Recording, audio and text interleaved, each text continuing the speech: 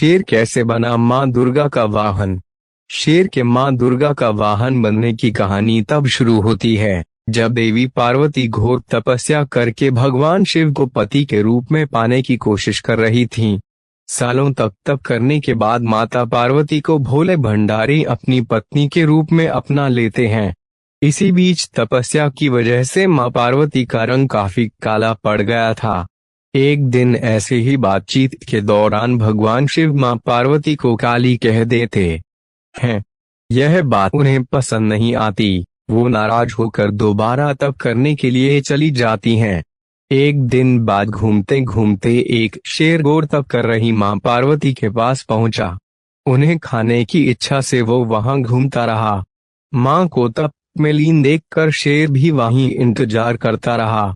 देवी का इंतजार करते करते सालों बीत गए। शेर मां पार्वती के तेज की वजह से उनके पास नहीं पहुंच पाता था। कोशिश करता और असफलता हाथ लगने पर दोबारा लौटकर कोने में बैठ जाता। होते होते कई साल बीत गए। मां के तप से खुश होकर भगवान शिव प्रकट हुए और मां से मनचाहा वर मांगने को कहा। देवी पार्वती अपना गोरा रंग वापस चाहती हैं। भगवान ने आशीर्वाद दिया और वहां से चले गए।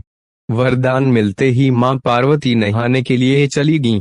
नहाते ही उनके शरीर से एक और देवी का जन्म हुआ जिनका नाम कौशिकी पड़ा। उनके शरीर से काला रंग भी निकल गया था और मां का रंग पहले की तरह ही साफ हो गया। इसी वजह से माता पार्वती का नाम मां गौरी भी पड़ गया। नहाने के कुछ देर बाद मां की नजर शेर पर पड़ी। शेर को देखते ही उन्होंने भगवान शिव को याद किया और शेर के लिए भी वरदान मांगा। माता पार्वती ने भगवान से कहा, हे नाथ, यह शेर सालों से मुझे भोजन के रूप में ग्रहण करने के लिए इंतजार कर रहा था। मेरे पूरे तप के दौरान यह यही था। जितना तप मैंने किया है उतनी ही तपस्या इसने भी की है। इसी वजह से अब वरदान के रूप में इस शेर को मेरी सवारी बना दीजिए। भगवान ने प्रसन्न होकर माता की बात मान ली और शेर को उनकी सवारी बना दिया।